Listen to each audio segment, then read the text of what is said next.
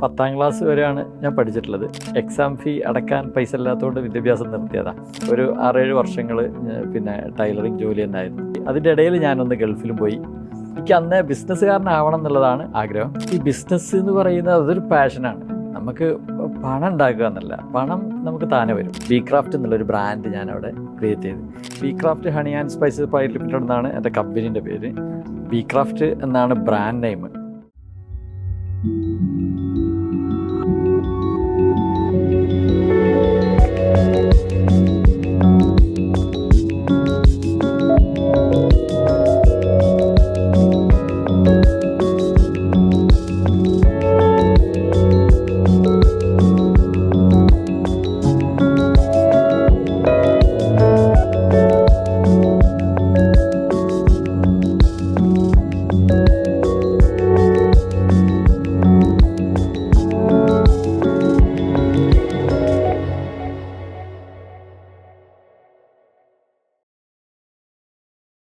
Hi hello, it's me Sajana Saharas. ഇൻസ്പയറിന്റെ inspiration നിറഞ്ഞ മറ്റൊരു സ്റ്റോറിയിലേക്ക് ഏവർക്കും സ്വാഗതം. സ്റ്റോറി ഉണ്ടാകുമെന്ന് പറയുന്നത് സാധാരണയാണ്, പക്ഷേ ഒരു ഇൻസ്പിറേഷൻ സ്റ്റോറി ഉണ്ടാകുന്നത് ഒത്തിരി അസാധാരണമായിട്ടുള്ള കാര്യമാണ്. ഒരു ബിസിനസ് തുടങ്ങുക അല്ലെങ്കിൽ ഒരു സംരംഭം തുടങ്ങുക എന്ന് പറയുന്നതിനേക്കാളും ഏറ്റവും വലിയ ബുദ്ധിമുട്ടാണ് അതിൻ്റെ എൻഹാൻസിങ് മോഡിലേക്ക് എത്തുന്ന സമയത്ത് തകർച്ചയുടെ പാതയിലേക്ക് പോകുന്നതും അതിന് വളർച്ചയുടെ പാതയിലേക്ക് എത്തിക്കുക എന്ന് പറയുന്നതും ഒരുപാട് കഷ്ടപ്പാടുകളും ഒരുപാട് പ്രയാസങ്ങളും നേരിടുന്ന ഒരു കാര്യമാണ്. അങ്ങനെ നേരിട്ടിട്ടുള്ള അല്ലെങ്കിൽ അതിജീവിച്ചിട്ടുള്ള ഒരു വ്യക്തിയാണ് ഇന്ന് നമ്മോടൊപ്പം ഉള്ളത്. ഒരു തേൻ കടയിൽ നിന്നും ഇന്ത്യയിലെ ആദ്യത്തെ ഹണി മ്യൂസിയത്തിലേക്ക് എത്തിയിട്ടുള്ള വ്യക്തി ഉസ്മാൻ മദാരിയാണ് ഇന്ന് നമ്മോടൊപ്പം ഉള്ളത്. Sir, welcome to the inspire show of inspiring stories. Sir, നമ്മുടെ ബേസിക് കാര്യങ്ങളിലേക്ക് പോകാം. സാറിൻ്റെ നാട് എവിടെയാണ്, വീട് എവിടെയാണ്, വീട്ടിലാരൊക്കെയുണ്ട്? ഞാൻ വയനാട്ടുകാരനാണ്. വയനാട് വൈത്തിരിയിലാണ്. വീട്ടിൽ ഉമ്മയുണ്ട്, അതുപോലെ വൈഫുണ്ട്, പിന്നെ ജ്യേഷ്ഠന്മാരും അതേപോലെ പെങ്ങന്മാരൊക്കെ ഉണ്ട്. അവരൊക്കെ തൊട്ടടുത്ത വീടുകളിലും തൊട്ടടുത്ത നാടുകളിലൊക്കെ ആയിട്ടുണ്ട്. കൂട്ടുകുടുംബം അല്ലെങ്കിലും ഒരു കൂട്ടുകുടുംബം സ്റ്റൈലിലാണ് ജീവിക്കുന്നത് അല്ലേ? ഓക്കെ.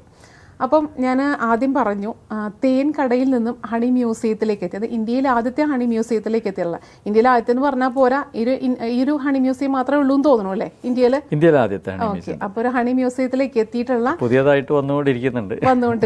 Okay okay. അപ്പോൾ അങ്ങനെ ഒരു വ്യക്തിയാണ് താങ്കൾ. അപ്പോൾ ആ ഒരു പ്രസ്ഥാനത്തിന്റെ പേരെന്താണ്? എൻ്റെ പ്രോജക്റ്റിന്റെ പേര് എന്ന് പറഞ്ഞാൽ B Craft honey and spices private limited എന്നാണ് എൻ്റെ കമ്പനീൻ്റെ പേര്. ബി ക്രാഫ്റ്റ് എന്നാണ് brand name. B Craft honey museum എന്ന ഒരു പ്രോജക്റ്റാണ് ഈ ഹണി മ്യൂസിയത്തിൽ വന്നിട്ടുള്ളത്. അത് വേൾഡിലെ 2ാമത്തെയും അതേപോലെ ഇന്ത്യയിലെ ആദ്യത്തെയും ഹണി മ്യൂസിയം എന്നുള്ള ഒരു പ്രോജക്റ്റാണ് ഇപ്പോൾ വയനാട്ടിൽ നടന്നുകൊണ്ടിരിക്കുന്നത്. വയനാട്ടിലാണ് ഫസ്റ്റ് സ്റ്റാർട്ട് ചെയ്യുന്നത് അല്ലേ? യെസ്.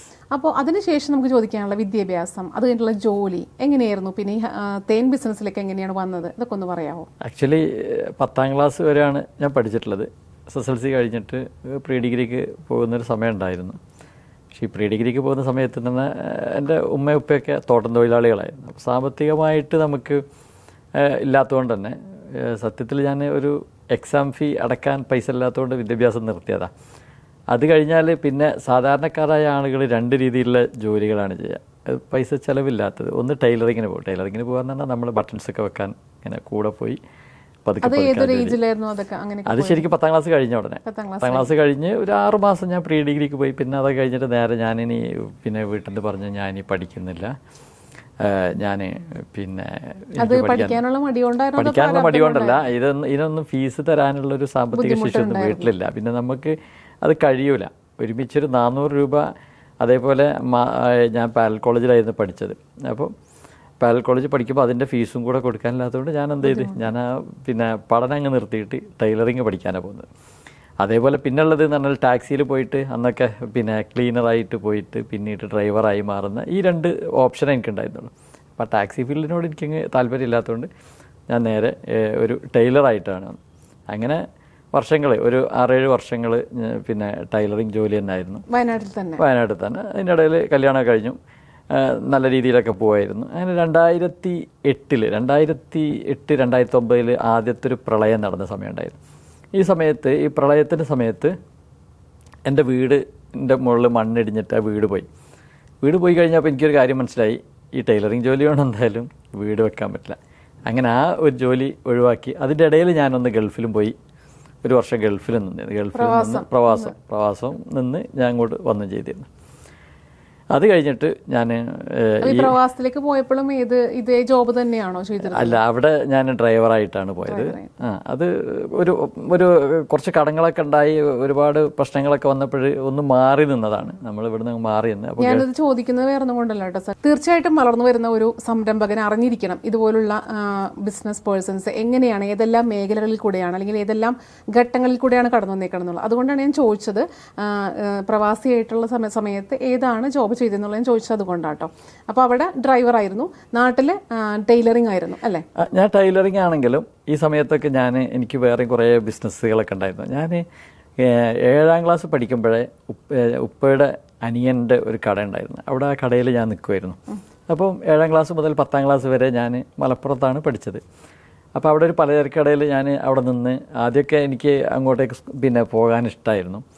അപ്പോൾ കുറച്ച് കഴിഞ്ഞപ്പോൾ ആദ്യമൊക്കെ നമ്മളോട് പറയാ വരണ്ട, പഠിക്കാൻ പോകാനൊക്കെ പറയും. പക്ഷെ ഞാനവിടെ നിന്ന് ലാസ്റ്റ് ഞാൻ കട നടത്തുന്ന ലെവലിലേക്കായി. അത് കഴിഞ്ഞ് 10ാം ക്ലാസ് കഴിഞ്ഞപ്പോഴാണ് എനിക്ക് അപ്പോൾ അന്ന് ഞാൻ ഈ സ്റ്റോറികളൊക്കെ വായിക്കുമായിരുന്നു. ഈ നമുക്ക് മനോരമയിലൊക്കെ വരുന്ന സ്റ്റോറികളൊക്കെ ഉണ്ടാവില്ല, അതേപോലെ ബിസിനസ് സ്റ്റോറികൾ എല്ലാം ഞാൻ വായിക്കുമായിരുന്നു. അപ്പോൾ എനിക്ക് അന്ന് ബിസിനസ്സുകാരനാവണം എന്നുള്ളതാണ് ആഗ്രഹം.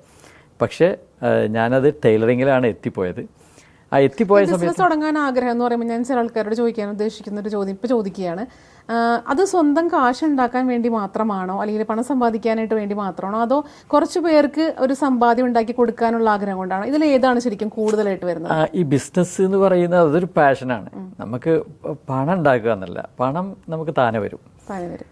പണം നമ്മളിപ്പോൾ ഒരു പലരും ഈ ബിസിനസ്സൊക്കെ ചെയ്യുമ്പോൾ അവരുടെയൊക്കെ വിചാരം എന്ന് പറഞ്ഞാൽ ഇത് തുടങ്ങിക്കഴിഞ്ഞ് പിറ്റത്തെ ആഴ്ചയിൽ അല്ലെങ്കിൽ പിറ്റത്തെ മാസം അല്ലെങ്കിൽ ആ സ്പോട്ടിൽ വരുമാനം വന്നിട്ടില്ലെങ്കിൽ ഇവർക്ക് ടെൻഷനാവും, സ്ട്രെസ്സാവും.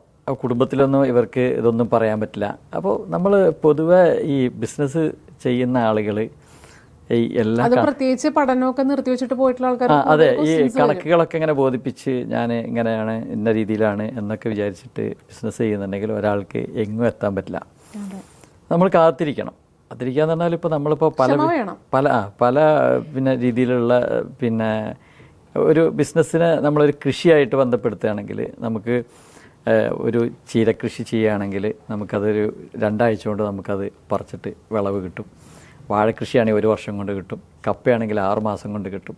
അങ്ങനെയുള്ള ഓരോ രീതിയിലുള്ള ഇത് കിട്ടും. അപ്പോൾ നമുക്കിപ്പോൾ ഒരു തട്ടുകട തുടങ്ങുന്നതിന് അന്ന് വൈകുന്നേരം തന്നെ അവൻ്റെ ലാഭം നഷ്ടമൊക്കെ അറിയും. അതേപോലെ തന്നെ മറ്റുള്ള രീതിയിലുള്ള ഓരോ ബിസിനസ്സിനും ഓരോ ടൈം കഴിഞ്ഞാൽ ഒരു ടൈമിന് അതിൻ്റെ പ്രോഫിറ്റും കാര്യങ്ങളൊക്കെ കിട്ടും. പക്ഷേ കൃഷിയിൽ നമ്മളൊരു ഒരു തെങ്ങ് വെക്കുകയാണെങ്കിൽ ആ തെങ്ങ് വളർന്ന് വന്ന് ആദ്യം ഇതിൻ്റെ വളർച്ച താഴോട്ടുണ്ടാവുക. അപ്പോൾ നമുക്കൊന്നും കാണാൻ കഴിയില്ല. ബിസിനസ്സിൽ ഒന്നും കാണില്ല, ഒരു ഇൻകം ഉണ്ടാവില്ല. പക്ഷെ അങ്ങോട്ടേക്ക് ഇങ്ങനെ പോവുക ചെയ്യാം. ഒരു 4-5 വർഷം അങ്ങോട്ടേക്ക് തന്നെ നമ്മൾ കൊടുക്കണം. ബിസിനസ്സുകാരനാണെങ്കിൽ അവൻ പാനിക്കാവും, കാരണം കുടുംബത്തിലൊന്നും ഇത് കാണിച്ചു കൊടുക്കാനില്ല. പക്ഷെ വൺസ് ഇത് വളർന്ന് അങ്ങ് എത്തിക്കഴിഞ്ഞിട്ടുണ്ടെങ്കിൽ, മുകളിൽ എത്തിക്കഴിഞ്ഞിട്ടുണ്ടെങ്കിൽ എന്താ പ്രത്യേകത എന്ന് പറഞ്ഞാൽ അതിൻ്റെ അതിൽ നിന്ന് കിട്ടുന്ന വരുമാനം വരൽ തുടങ്ങിക്കഴിഞ്ഞാൽ അവൻ്റെ തലമുറയും തൊട്ടടുത്ത തലമുറയും അത് കഴിഞ്ഞിട്ടുള്ള തലമുറക്കുള്ള വരുമാനം അതിൽ നിന്ന് കിട്ടും. അതുമാത്രമല്ല, അതിൽ നിന്ന് ഒരു സാധനം പോലും ഒഴിവാക്കാണ്ടാവില്ല. അതിലുള്ള എല്ലാ സാധനങ്ങളും വരുമാനം തന്നെ. അപ്പോൾ അതാണ് ബിസിനസ്സിൽ നമ്മൾ ഫോളോ ചെയ്യേണ്ടത്. അപ്പം ഞാൻ എന്നെ സംബന്ധിച്ചിടത്തോളം എന്ന് പറഞ്ഞാൽ, ഞാൻ ടൈലറിങ് ആണെന്നുണ്ടെങ്കിലും ഈ ടൈലറിങ്ങിൻ്റെ സമയത്ത് എനിക്കൊരു സ്വഭാവമുണ്ട്. ബാംഗ്ലൂർ പോയിട്ട് ക്ലോത്ത് എടുത്ത് കൊണ്ടുവരും. എന്നിട്ട് എൻ്റെ ടൗണിലുള്ള ഈ ടാക്സി അതേപോലെ കച്ചവടക്കാർക്ക് വീടുകളിലൊക്കെ ഇൻസ്റ്റാൾമെൻ്റ് ആയിട്ട് പ്രോഡക്റ്റ് വിൽക്കും. അതേപോലെ തന്നെ അന്ന് ഞാനിങ്ങനെ സാധാരണക്കാരനാണെങ്കിലും ഒരു അസാധാരണമായിട്ട് തന്നെ ഞാൻ കാര്യങ്ങളൊക്കെ ചെയ്തിരുന്നു. എൻ്റെ 18ാം വയസ്സിലൊക്കെ ഞാനൊരു 1 lakh rupees ചിട്ടിയിലൊക്കെ ചേർന്നിട്ട് ആ പൈസ കിട്ടിയിട്ട് ഞാൻ അന്നൊന്നും ആരുടെ അടുത്ത് ബൈക്കൊന്നുമില്ല. പക്ഷേ ഞാൻ ബൈക്കൊക്കെ ആയിട്ട് ബിസിനസ്സും കാര്യങ്ങളൊക്കെ ആയിട്ട്, പക്ഷേ ഈ ഓരോ ബിസിനസ്സും ഞാൻ പരാജയപ്പെടുകയായിരുന്നു. കാരണം എന്ന് പറഞ്ഞാൽ ഈ തുണിക്കച്ചവടം ചെയ്ത് എനിക്ക് നല്ല പൈസ, ഒരു ആക്സിഡൻറ്റ് വന്നു കഴിഞ്ഞപ്പോൾ ഇത് പോയിട്ട് ഡെയിലി കളക്ഷൻ എടുക്കാൻ പറ്റിയില്ല. ഈ കളക്ഷൻ എടുക്കാൻ പറ്റാത്തപ്പോൾ പുതിയ ആളുകൾ വന്ന് ഈ റൂട്ടിൽ കയറി എൻ്റെ ബിസിനസ് പോയി. അപ്പോൾ ഇങ്ങനെ കുറേ പ്രശ്നങ്ങൾ എനിക്ക് വന്നിട്ടുണ്ട്. അപ്പോൾ എനിക്ക് ഏറ്റവും കൂടുതൽ എൻ്റെ അഭിപ്രായത്തിൽ എന്ന് പറഞ്ഞാൽ എനിക്ക് പരാജയങ്ങളാണ് ഏറ്റവും കൂടുതൽ വന്നതെന്ന് എനിക്ക് ഉറപ്പാണ്. അപ്പോൾ അത് കഴിഞ്ഞ് ആ തുണീൻ്റെ കച്ചവടം കഴിഞ്ഞു. അത് കഴിഞ്ഞിട്ട് പിന്നെ ഞാൻ എന്താ ചെയ്യാണ്, പിന്നെ ഒരു ടെക്സ്റ്റൈൽസിനെ കുറിച്ചിട്ടാണ് ചിന്തിക്കുന്നത്. അപ്പോൾ ടെക്സ്റ്റൈൽസിനെ കുറിച്ചിട്ട് ചിന്തിച്ചിട്ട് ആ ടെക്സ്റ്റൈൽസിൻ്റെ പിന്നെ പ്രോജക്റ്റിന് വേണ്ടിയിട്ട് ടൈലർ ഷോപ്പിനോട് ചേർന്ന് വലിയ റൂമൊക്കെ എടുത്ത് ഇതിൻ്റെ വാടക ഒന്നും കൊടുക്കാൻ കഴിയാതെ ഞാൻ എന്തായി, കടത്തിലായി. കടം കയറി കഴിഞ്ഞിട്ടുണ്ടെങ്കിൽ പിന്നെ അതിൽ നിന്ന് രക്ഷപ്പെടാൻ കഴിയില്ല. അങ്ങനെ വന്നപ്പോൾ പിന്നെ പലിശയിലേക്ക് പോകും. പിന്നെ ഒരു രക്ഷയില്ല. അപ്പോൾ മൂത്തമാരെ മോനോട് പറഞ്ഞ് എനിക്കൊരു വിസ, എന്തെങ്കിലും ഒരു വിസ വേണം. അപ്പോൾ അവൻ പറഞ്ഞു ഇങ്ങോട്ട് എന്ത് വിസ കിട്ടുക, കിട്ടുന്ന ഡ്രൈവർ വിസയാണ്. അത് ഞാൻ പറഞ്ഞു ആയിക്കോട്ടെ, ഡ്രൈവർ വിസ, ഹൗസ് ഡ്രൈവർ വിസയാണെങ്കിൽ ഹൗസ് ഡ്രൈവർ വിസ എനിക്ക് ഇവിടുന്ന് കയറണം. അപ്പോൾ ഞാനതിന് കയറാൻ വേണ്ടിയിട്ട് തയ്യാറായി. അപ്പോൾ ഡ്രൈവിംഗ് ഒന്നും എനിക്കറിയില്ല. അപ്പോൾ പിന്നെ ഞങ്ങളവിടെ മരിച്ചുപോയി ഒരു കുഞ്ഞുവർക്കി ചേട്ടൻ എന്ന് പറഞ്ഞ ചേട്ടൻ ഉണ്ടായിരുന്നു. ചേട്ടനോട് പറഞ്ഞാൽ എനിക്കൊന്ന് ഡ്രൈവിംഗ് പഠിപ്പിക്കണം. ഇദ്ദേഹം എന്നെ കൊണ്ടുപോയിട്ട് പിന്നെ ഒരു ഗ്രൗണ്ടിൽ കൊണ്ടുപോയിട്ട് വണ്ടി തന്ന് പിന്നെ ഒരു 10-20 റൗണ്ട് കറങ്ങി, എന്നിട്ട് റിവേഴ്സ് വെച്ച് പിന്നെ ഇതാണ് റിവേഴ്സ്, ഇതാണ് പിന്നെ കാര്യങ്ങളൊക്കെ പറഞ്ഞു തന്നിട്ട് ഇതാണ് എൻ്റെ ആകെയുള്ള അറിവ്.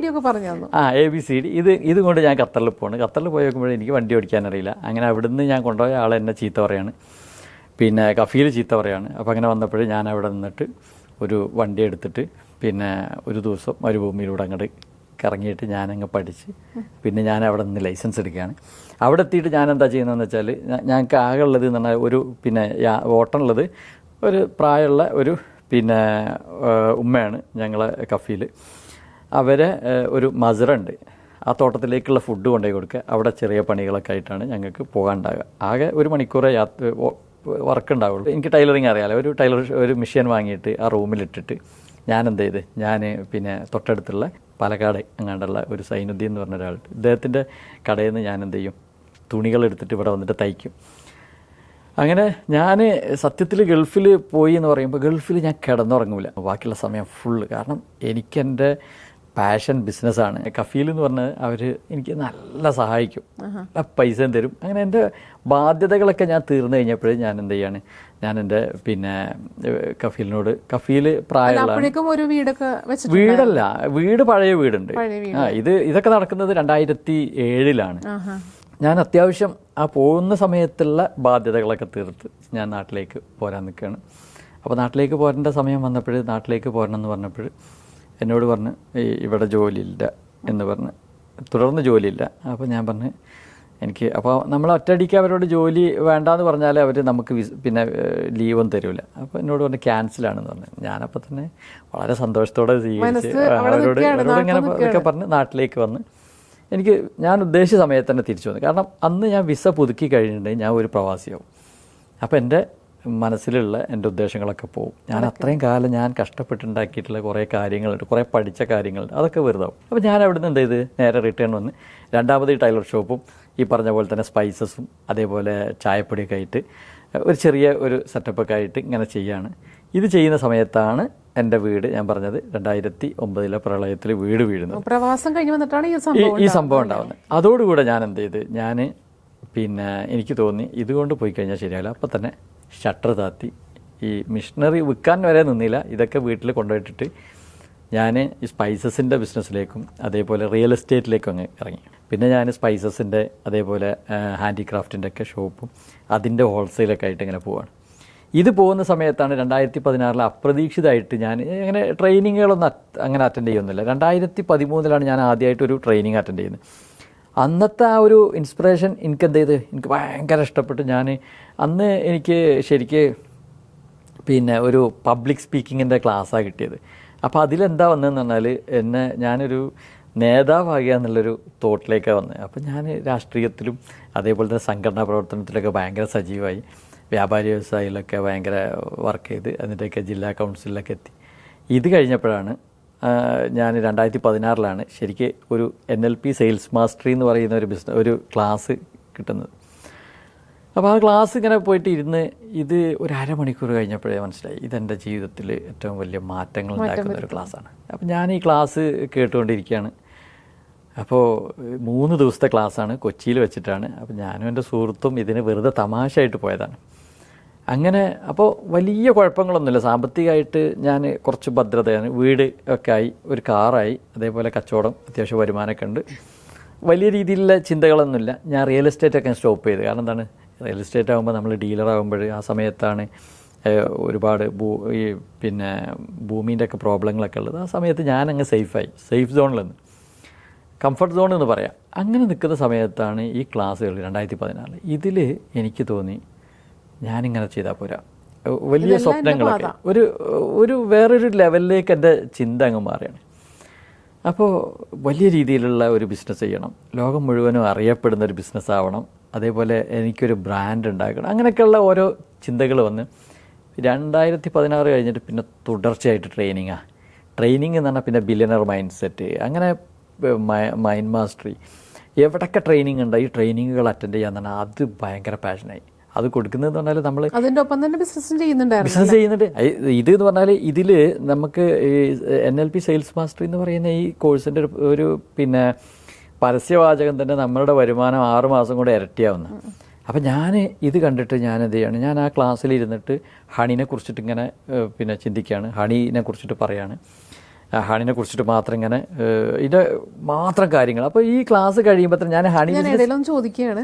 ആക്ച്വലി നമ്മളിപ്പോൾ അത് സ്റ്റാർട്ട് ചെയ്തൊരു തയ്യൽക്കാരൻ, അതിൽ നിന്ന് ഡ്രൈവർ, പിന്നെ അതിൽ നിന്ന് റിയൽ എസ്റ്റേറ്റ് ഡീലറായി, അതിനുശേഷം തേൻ എന്ന് പറയുന്ന സംഭവം വരുന്ന ഈ ഒരു ക്ലാസ്സിലൂടെയാണ്. ആക്ച്വലി ക്ലാസ്സിൽ ഞാൻ ഹണി കച്ചവടം ചെയ്യുന്നില്ല, ഈ ക്ലാസ്സിൽ ഞാൻ ഇരുന്നിട്ട് ക്രിയേറ്റ് ചെയ്യാണ് ഒരു പുതിയ ബിസിനസ്, ഒരു സ്ട്രാറ്റജി ഞാൻ ഉണ്ടാക്കുകയാണ്. അപ്പോൾ ഞാൻ ഇതുവരെ അപ്പോൾ നമ്മളെന്താ ഉദ്ദേശം എന്ന് പറഞ്ഞാൽ, ഇപ്പോൾ വയനാട്ടിലൊക്കെ വന്നു കഴിഞ്ഞാൽ നമ്മളൊക്കെ ടൂറിസ്റ്റുകളായ ആളുകളൊക്കെ തേൻ വാങ്ങും. അപ്പോൾ ഞാൻ എൻ്റെ സ്പൈസസ് കടയിൽ തേൻ വിൽക്കാറുണ്ടായിരുന്നു. അപ്പോൾ ഈ തേൻ വിൽക്കുന്ന സമയത്ത് കസ്റ്റമേഴ്സ് നമ്മളോട് ചോദിക്കും ഇത് ഒറിജിനൽ തേനാണോ. അപ്പോൾ നമ്മളിത് കേൾക്കാത്ത പോലെ നിൽക്കും, ഒറിജിനൽ തേൻ ആണോ അല്ലേ എന്ന് നമുക്കറിയില്ല. ഇത് കുട്ടികൾക്ക് കൊടുക്കാൻ പറ്റുമോ, നമ്മളെപ്പോഴും സൈലൻ്റ് ആവും. ലാസ്റ്റ് ഇവരോട് ഒരു കാര്യം നമ്മൾ പറയാൻ എന്താണെന്ന് വെച്ചാൽ, ഞങ്ങൾക്ക് കുറച്ച് ആളുകൾ കൊണ്ടുവന്ന്, ആദിവാസികളോ അല്ലെങ്കിൽ ബാക്കിയുള്ള ആളുകളെ കൊണ്ടുവന്ന് അത് നിങ്ങൾക്ക് തരുന്നു, അവർ നല്ലതാണ് തരുന്നതെന്നുണ്ടെങ്കിൽ നിങ്ങൾക്ക് തരുന്നത് ഞങ്ങൾ നല്ലതായിരിക്കും. ഇതിൻ്റെ ഇടയിലുള്ള ഒരു ഇടനിലക്കാർ മാത്രമാണ് ഞങ്ങൾക്ക് അറിയില്ല. ഇതായിരുന്നു അന്നുള്ള വാചകം. പക്ഷേ ഈ ഒരു സംഭവം ഇതിലൊരു മാറ്റം വേണം. അപ്പോൾ ആ സമയത്തൊക്കെ എന്ന് പറഞ്ഞാൽ വയനാടിനെ സംബന്ധിച്ചിടത്തോളം 90% ഹണിയും ഫേക്ക് ഹണിയാണ് വിൽപ്പന നടത്തുന്നത്. ഈ ഒരു സെറ്റപ്പായിരുന്നു അവിടെ ഉണ്ടായിരുന്നത്. അപ്പോൾ ഇത് വന്നപ്പോൾ അപ്പോൾ ഞാൻ ഈ ക്ലാസ്സിലിരുന്നിട്ട് ചിന്തിച്ചതൊക്കെ ഇതാണ്. അങ്ങനെ ഞാൻ ഈ ക്ലാസ് കഴിഞ്ഞിട്ട് ഉടനെ ഇറങ്ങിയാണ് മാർക്കറ്റിൽ, പിന്നെ തേൻ എങ്ങനെ കിട്ടും. അങ്ങനെ ഞാൻ എന്ത് ചെയ്യാണ്, ഈ ജെന്യൂൻ തേനെ കുറിച്ചിട്ട് അപ്പോൾ ഫുഡ് ആൻഡ് സേഫ്റ്റി ഓഫീസർമാരോടൊക്കെ ഞാൻ ചോദിച്ചു. അപ്പോൾ അവർ പറഞ്ഞ് നല്ല ക്വാളിറ്റി ഹണി കിട്ടാനുണ്ട്. അപ്പോൾ നല്ലതെങ്ങനെ അറിയാം, അത് ലാബ് ടെസ്റ്റ് ചെയ്ത് കൊണ്ടുവരണം. ലാബ് ടെസ്റ്റ് ചെയ്ത് കഴിഞ്ഞാൽ നല്ല ക്വാളിറ്റി നല്ല ഹണിയാണോ അല്ലേ എന്നുള്ളത് നമുക്ക് ഫേക്ക് ആണോ എന്നുള്ളത് നമുക്കറിയും. അപ്പോൾ അതിൻ്റെ ഒരു സൊല്യൂഷനായി. അങ്ങനെ ഞാൻ എന്ത് ചെയ്ത് ഹണി പർച്ചേസ് ചെയ്ത് ഞാൻ ലാബ് ടെസ്റ്റ് ചെയ്തു. ഒരു 500 കിലോ ഹണി എടുത്തിട്ട് ലാബ് ടെസ്റ്റ് ചെയ്ത് ഞാനും 500 കിലോ ഹണി ഫസ്റ്റ് എടുത്തിട്ട് നമ്മൾ ചെയ്യാണ്. അപ്പോൾ ഞാനും വൈഫും കൂടെ വീട്ടിൻ്റെ അടുക്കളയിൽ നിന്നിട്ടാണ് ഇത് ഫസ്റ്റായിട്ട് ഞങ്ങൾ നിറച്ചിട്ട്, പിന്നെ ഒരു അൾട്ടോ കാറാണ് അന്നുള്ളത്, ആൾട്ടോ കാറിൻ്റെ പുറകിൽ വെച്ചിട്ട് കടകളിലൊക്കെ കൊണ്ടു കൊടുത്ത്. അപ്പോൾ കടകളൊക്കെ അപ്പോഴേ എനിക്ക് പിന്നെ നമ്മളൊരു പിന്നെ റീറ്റെയിൽ ചെയ്യാന്നുള്ളതല്ല, ഹോൾസെയിലിനെ കുറിച്ചിട്ടാണ് ഞാൻ ചിന്തിക്കുന്നത്. ലാർജ് സ്കെയിലിൽ ചെയ്യണമല്ലോ, വലിയ ബ്രാൻഡൊക്കെ ബിൽഡ് ചെയ്യാൻ നിൽക്കല്ലേ. അപ്പോൾ ഇങ്ങനെ കടക്കാരെടുത്ത് ചെല്ലുമ്പോൾ അവർ പറഞ്ഞ് ഉസ്മാൻ, അപ്പോൾ എൻ്റെ തേൻ്റെ വില 520 രൂപ, മാർക്കറ്റിൽ കിട്ടുന്ന തേൻ്റെ വില 280 രൂപ, പകുതി വ്യത്യാസം. അപ്പോൾ അവർ പറഞ്ഞു ഉസ്മാൻ നിൻ്റെ തേനൊക്കെ നല്ലതാണ്, പക്ഷേ ഈ വിലക്ക് ആര് വാങ്ങാനാണ്. അപ്പോൾ 280 ഇവർക്ക് കിട്ടുന്ന തേന് ഇവർക്ക് ആകെ എത്രയേ ഉള്ളൂ, 120 രൂപയ്ക്ക് മാർക്കറ്റിൽ കിട്ടും. ഇതൊന്നും കൂടെ ഹോൾസെയിലിൽ പോയി കഴിഞ്ഞാൽ വല്യങ്ങാടി പോയാൽ നമുക്ക് 80 രൂപയ്ക്ക് 70 രൂപയ്ക്ക് സാധനം. ഇതാണ് ഇത് കറക്റ്റ് പിന്നെ കോൺസിറപ്പാണ്. അപ്പോൾ ആ സമയത്താണ് ആക്ച്വലി 500 രൂപയുടെ വിലയ്ക്ക് 520 തേന് കൊണ്ടുവന്ന് നോക്കുമ്പോൾ അവർ പറഞ്ഞ്, ഞാൻ പറഞ്ഞു കുഴപ്പമില്ല നിങ്ങളിത് ഒരു സൈഡിൽ വെക്ക്. അപ്പോൾ ഞാൻ എല്ലാവർക്കും ടേസ്റ്റ് ചെയ്യാൻ വേണ്ടിയിട്ട് ഒരു ബോട്ടിൽ ടേസ്റ്റ് ചെയ്യാൻ ഹണി കൊടുത്തു, സാമ്പിൾ ബോട്ടിൽ ഇത് കൊടുക്ക്, എന്നിട്ട് കൊടുക്ക്. ഒരു ആഴ്ച കഴിഞ്ഞ് ഈ ഒരു മാസമായപ്പോഴേക്ക് എനിക്ക് അടുത്ത ഓർഡർ വരൽ തുടങ്ങി. അപ്പോൾ 500 ഉള്ളത് വഴിത്തിരിവ്. കാരണം ആളുകൾക്ക് ഇത് പിന്നെ എക്സ്പീരിയൻസ് ചെയ്തിട്ടാണല്ലോ അവരിത് കൊണ്ടുവന്നത്. അപ്പോൾ അവർക്ക് ഇഷ്ടപ്പെട്ടു. ഒരാഴ്ച കഴിഞ്ഞ് ഒരു ആഴ്ച അല്ല ഒരു മാസം കഴിഞ്ഞപ്പോഴേക്ക് അടുത്ത ലോട്ട് ഞാൻ ഇറക്കി. 500 കഴിഞ്ഞ് അതൊരു 1000ആയി, പിന്നെ അതൊരു 1500ആയി, 2000ആയി, 3000. ഇങ്ങനെ ഇതിങ്ങനെ ഓരോ മാസം കൂടുമ്പോഴും എൻ്റെ ബിസിനസ് ഇങ്ങനെ കയറുക. 6 മാസം കഴിഞ്ഞപ്പോഴേക്ക് കോലം മാറി. ഇതൊരു നല്ല ബിസിനസ്സാണല്ലോ, പല ആളുകളും വിചാരിച്ച് അവരൊക്കെ മാർക്കറ്റിലേക്ക് ഇറങ്ങലാണ്.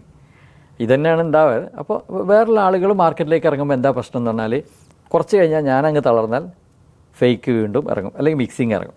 അപ്പോൾ ഇവരൊന്നും ലാബ് ടെസ്റ്റ് ഒന്നും ചെയ്തിട്ടില്ല, നല്ല ഒരു മേഖലയാണെന്ന് ആളുകൾക്ക് അങ്ങ് തോന്നി. അപ്പോൾ ആ ബ്രാൻഡ് ബിൽഡ് ചെയ്ത് കഴിഞ്ഞപ്പോൾ എന്താ സംഭവിച്ചതെന്ന് പറഞ്ഞാൽ ബിക്രാഫ്റ്റ് എന്നുള്ളൊരു ബ്രാൻഡ് ഞാനവിടെ ക്രിയേറ്റ് ചെയ്ത്. അത് കഴിഞ്ഞ് 2017 ആയപ്പോഴേക്ക് എൻ്റെ ബ്രാൻഡ് ലോഗോ പിന്നെ റിലീസ് കഴിഞ്ഞു. 2018 എല്ലാം വയനാട്ടിൽ തന്നെയല്ലേ? എല്ലാം വയനാട്ടിൽ.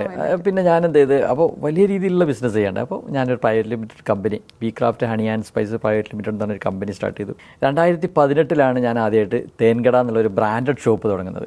അപ്പോൾ എൻ്റെ ഈ ബിസിനസ്സൊക്കെ എങ്ങനെയാണ്, അതുവരെ വരുന്നത് ഓൺലൈനായിട്ടും എൻ്റെ ഈ മാർക്കറ്റിംഗ് മാത്രമാണ്. ഫേസ്ബുക്കിലൊരു പേജ് തുടങ്ങിയിട്ടാണ് ഞാൻ ആദ്യം ഇതിൻ്റെ മാർക്കറ്റിംഗ് സ്റ്റാർട്ട് ചെയ്തിട്ടുള്ളത്. അത് പേര് തന്നെയായിരുന്നു, ബിക്രാഫ്റ്റ് തേൻകട എന്നുള്ളത്. ഇപ്പോൾ അത് ബിക്രാഫ്റ്റ് ഹണി മ്യൂസിയം എന്നുള്ളത് പേര് മാറ്റിയിട്ടുണ്ട്. അപ്പോൾ ആ ഒരു പേജിലൂടെയാണ് ഞാൻ എന്താക്കുന്നത്, എൻ്റെ മാർക്കറ്റിംഗ് ഫുള്ള് നടത്തിയിരുന്നത്.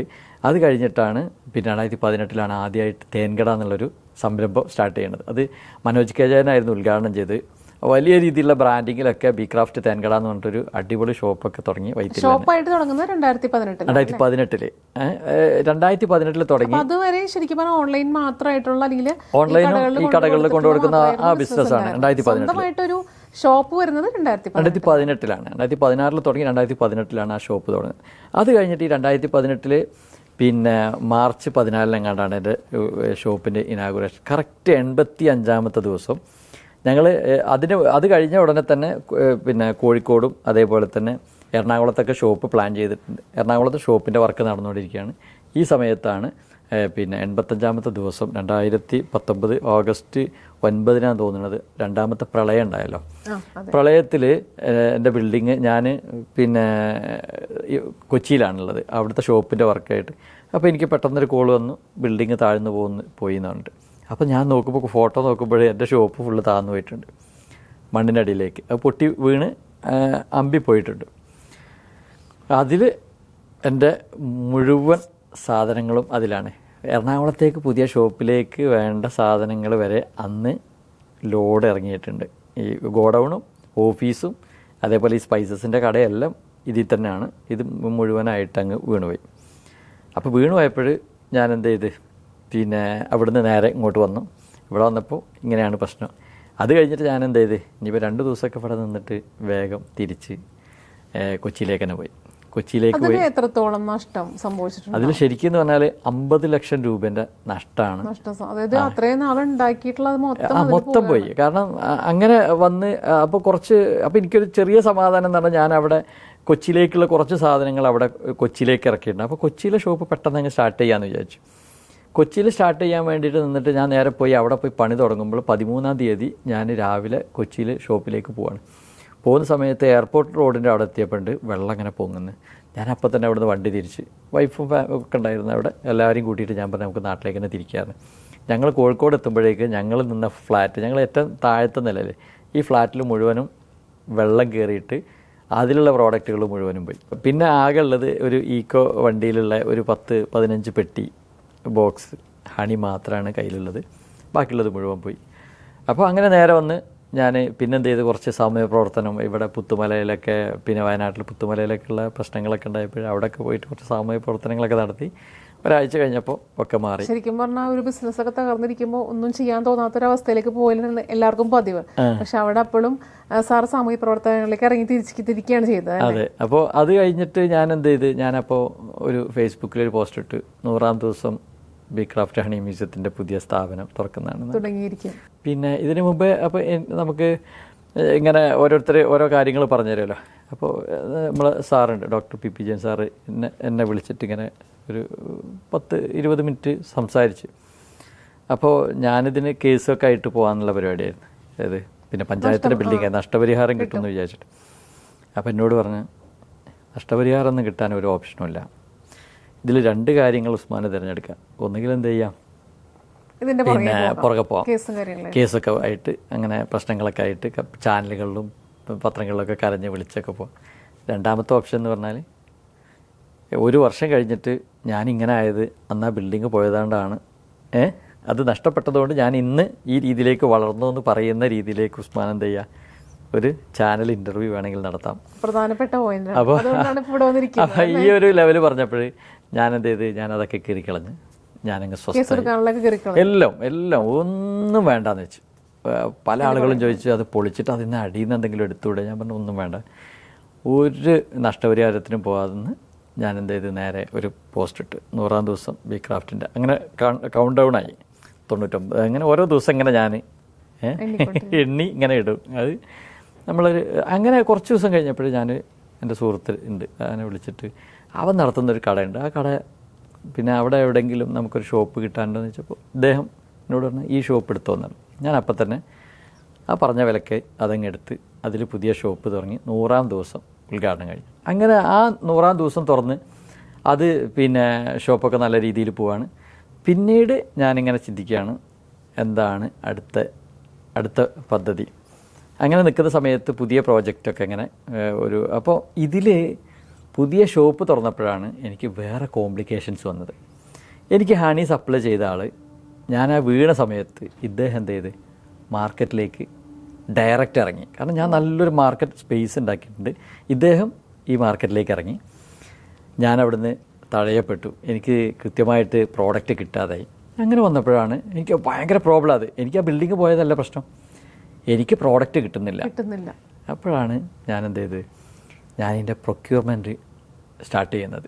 ഇന്ത്യയിലുള്ള മൊത്തം ഞാൻ ഇന്ത്യയിൽ യാത്ര ചെയ്ത് നല്ല ബീ കീപ്പേഴ്സായിട്ടൊക്കെ നല്ല കണക്ഷൻ ഉണ്ടാക്കി. അപ്പോൾ ഹണി കിട്ടൽ തുടങ്ങി. ഹണി കിട്ടിയപ്പോഴാണ് നെക്സ്റ്റ് പ്രശ്നം എന്ന് പറഞ്ഞാൽ പ്രോസസ്സിങ് വേണം. അപ്പോൾ പ്രോസസ്സിങ് യൂണിറ്റ് വേണം. അപ്പോൾ പ്രോസസ്സിങ് യൂണിറ്റ് വേണം. അപ്പോൾ ഞാൻ ഖാദി ബോർഡായിട്ട് വ്യവസായ കേന്ദ്രമായിട്ടൊക്കെ ഞാൻ ബന്ധപ്പെട്ടു. എനിക്ക് പിന്നെ ഇത് പാസ്സായി ഒരു പ്രോസസ്സിങ് യൂണിറ്റിന് വേണ്ടിയിട്ട്. അപ്പോൾ ഇതിൻ്റെ ഇൻ്റർവ്യൂവിന് ഞാൻ പോകുമ്പോൾ പിന്നെ 25 ലക്ഷം രൂപയ്ക്ക് വേണ്ടി ഞാൻ ലോണിന് പോവാണ്, സബ്സിഡി ലോൺ. ഞാൻ ഈ പ്രോജക്റ്റായിട്ട് ചെന്നപ്പോൾ ഇവർ പിന്നെ വ്യവസായ കേന്ദ്രത്തിൻ്റെ ഓഫീസർമാർ അവർ ഇതൊക്കെ നോക്കിയിട്ട് എന്നോട് പറഞ്ഞു ഇത്രയും വലിയൊരു പ്രോജക്റ്റ് വയനാട്ടിൽ നടക്കുമോ എന്നൊക്കെ പറഞ്ഞ് അത് ഒരു റിജക്റ്റ്. പിന്നെ എൻ്റെയും കുഴപ്പമുണ്ട്, കാരണം ഞാൻ പിന്നെ എല്ലാം കംപ്ലീറ്റഡ് അല്ല, അതിലുള്ള ജോലിക്കാരെ കാര്യങ്ങളോ പ്രോജക്റ്റ് കറക്റ്റായിരുന്നില്ല, എല്ലാം ഒന്നും റെഡി ആയിട്ടില്ല. അപ്പോൾ ഇവരത് റിജക്റ്റ് ചെയ്ത് കംപ്ലീറ്റ് അല്ല എന്നുണ്ട്. ഞാനപ്പോൾ എണീച്ചിട്ട് എന്നിട്ട് പറയാണ് പിന്നെ ഇത് നിങ്ങളിത് പാസ്സാക്കുകയാണെങ്കിൽ ഇത് ഇന്ത്യയിലെ അറിയപ്പെടുന്നൊരു പ്രോജക്റ്റായിട്ട് മാറും. അങ്ങനെ എൻ്റെ പ്രോജക്റ്റിനെ കുറിച്ചിട്ട് ഞാനങ്ങ് വാചാലനാവുകയാണ്. അപ്പോൾ ഇവർക്കിത് ഒഴിവാക്കാനും പറ്റുന്നില്ല, പിന്നെ എടുക്കാനും പറ്റുന്നില്ല. അതിൽ എന്നോട് ചോദിച്ചു ഇത് ആരാ നിങ്ങൾക്ക് ഫൈനാൻസ് ചെയ്യുക? ഞാൻ പറഞ്ഞു കനറ ബാങ്ക് ചെയ്യും. അങ്ങനെ അവർ ഡിസ്കസ് ചെയ്തിട്ട് ലാസ്റ്റ് എനിക്ക് എഴുതി തന്ന് ഞാൻ ഈ പ്രോജക്റ്റ് പിന്നെ ബാങ്കിൽ കൊടുത്തു. ബാങ്കിൽ നിന്ന് സ്പോട്ടിൽ അങ്ങോട്ട് വിളിച്ച് പിറ്റേന്ന് വ്യവസായ കേന്ദ്രത്തിൽ നിന്ന് എന്നെ വിളിക്കുന്നുണ്ട്. ഇത്രയും നിങ്ങളെ ബാങ്ക് ഞങ്ങൾ ഇങ്ങോട്ട് വിളിച്ചു. ആദ്യമായിട്ടാണ് ഞങ്ങളെ ഒരു ബാങ്ക് ഇങ്ങോട്ട് ഞങ്ങൾ ഫൈനാൻസ് ചെയ്യാമെന്ന് പറയുന്നത്. അപ്പോൾ ആ രീതിയിലേക്കുള്ള കാര്യങ്ങൾ, അതാണ് ഞാൻ നേരത്തെ പറഞ്ഞില്ല, കുറേ കോംപ്ലിക്കേഷൻസ് ഉണ്ട് നമ്മുടെ അടുത്തുള്ള പ്രോജക്റ്റ്. എനിക്കിപ്പോൾ ഇത് കേട്ടപ്പോൾ ശരിക്കും മനസ്സിലായത്, ശരിക്കും പ്രതിസന്ധി ഇല്ലാതെ ഒരു ബിസിനസ്മാനും വളരില്ല. പ്രതിസന്ധികളിൽ കൂടെയാണ് എല്ലാ ബിസിനസ് പേഴ്സണും വളർന്നൊരു ലെവലിലേക്ക് എത്തുന്നത് ഇപ്പോൾ മനസ്സിലായി. അതെ, അല്ല നമ്മൾ ആ സമയത്ത് ഞാൻ പറയാണ് അവർ റിജക്റ്റ് ചെയ്യുമ്പോൾ ഞാൻ ഈ പ്രോജക്റ്റിനെ കുറിച്ചിട്ട് ഞാൻ അവിടുന്ന് ഒരു വാക്കും പറഞ്ഞിട്ടില്ലെങ്കിൽ അത് റിജക്റ്റാണ്. അതെ, പക്ഷെ നമ്മളത് പറയുമ്പോൾ അവരത് അക്സെപ്റ്റ് ചെയ്യും. അത്രയും കോൺഫിഡൻറ്റോടുകൂടി പറയുമ്പോൾ പിന്നെന്താ, അതാണ്. അപ്പം അങ്ങനെ അക്സെപ്റ്റ് ചെയ്ത് അത് വന്ന് ആ പ്രോസസ്സിങ് യൂണിറ്റ് വന്ന് ഇതൊക്കെ വന്ന് കുഴപ്പമില്ലാത്ത രീതിയിൽ ഇങ്ങനെ നിൽക്കുകയാണ്. അപ്പോഴാണ് എനിക്ക് ഒരു പാർട്ട്ണർ ഉണ്ടായിരുന്നു. ഈ സമയത്ത് എനിക്ക് ഈ പ്രോബ്ലംസൊക്കെ വന്നപ്പോഴൊക്കെ ഉള്ള പാർട്ട്ണർ ഉണ്ടായിരുന്നു. ഇദ്ദേഹത്തിന് വേറൊരു പ്രോജക്റ്റായിട്ട് മാറേണ്ടി വന്നു. പിന്നെ പോരാത്തത് എൻ്റെ കൂടെ നിന്നിട്ടൊക്കെ പ്രോബ്ലംസേ ഉണ്ടായിട്ടുള്ളൂ. കാരണം ബിൽഡിങ് പോവാ, പിന്നെ നീർ നിൽക്കാൻ പറ്റുന്നില്ല, ഉള്ളത് മുഴുവനും പോവാ.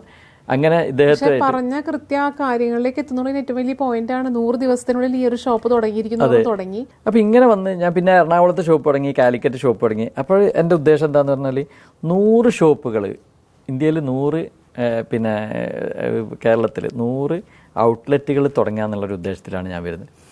ഈ സമയത്താണ് പിന്നെ നമ്മളെ പാർട്ട്ണർ നമ്മുടെ അടുത്ത് നിന്ന് വിട്ടുപോകേണ്ടത്, വേറൊരു പ്രോജക്റ്റുമായിട്ട് മുമ്പർക്ക് മാറിയിക്കേണ്ടി വന്നു.